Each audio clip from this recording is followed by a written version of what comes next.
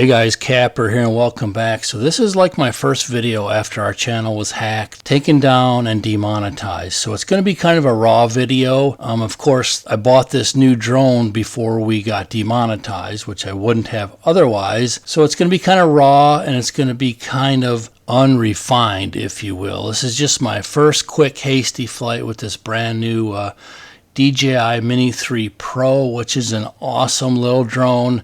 And definitely stay tuned. And if you want to see some better drone videos after I kind of got the hang of it, head over to our new channel, Capper Outdoors 2.0, because I got some really beautiful drone video coming out on a future episode here in the very near future on a land management project. Anyways, let's get into this kind of raw video today, get you some fresh air, forget about the office for a while, and hope to see you again in the future. Thanks a lot. Okay, so I broke out the new Mini 3 Pro, just put it out for a flight around our farm.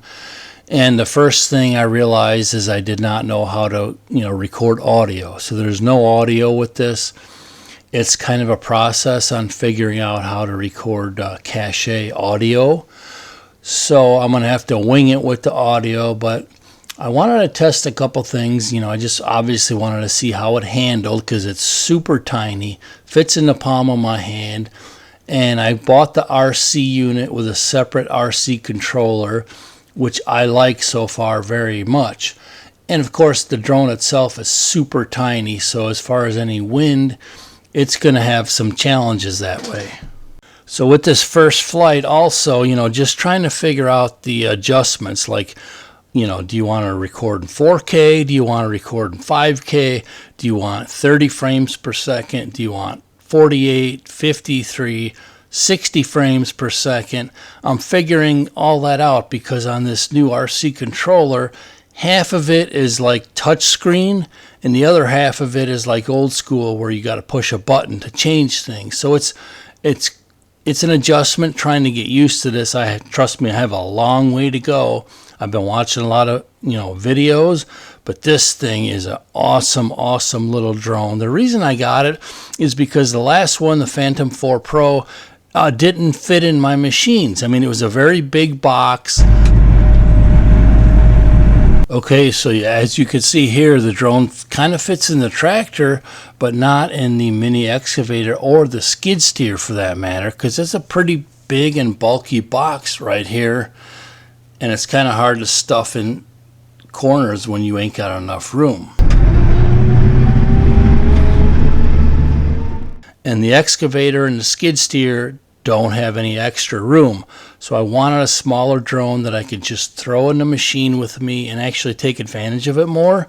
So that's the reason I went with the upgrade to this tiny little Mini 3 Pro. Okay, so one of the reasons, of course, I laid out it's smaller, it's quicker, it's easier to throw in a machine, but it has a brand new option that literally no other drones have.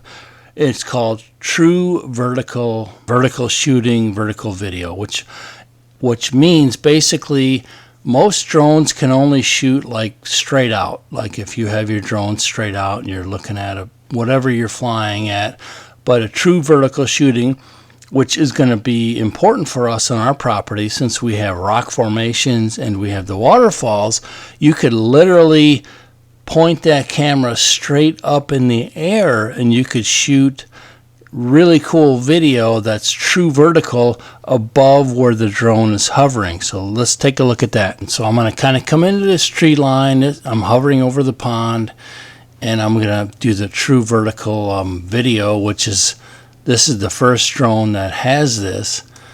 Again, I'm going to have better stuff in the future, definitely, but I'm just testing this out. But this is really cool, this true vertical video on the new Mini 3 Pro. All right, so this shot right here is the second time I've used it.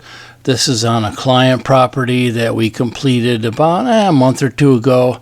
This is a brand new food plot. So in this micro food plot, it's pretty small. So I'm just testing out how it operates in really close quarters. And then once again, I'm going to put the true vertical lens straight up in the air to kind of get an eye of the edge of this food plot.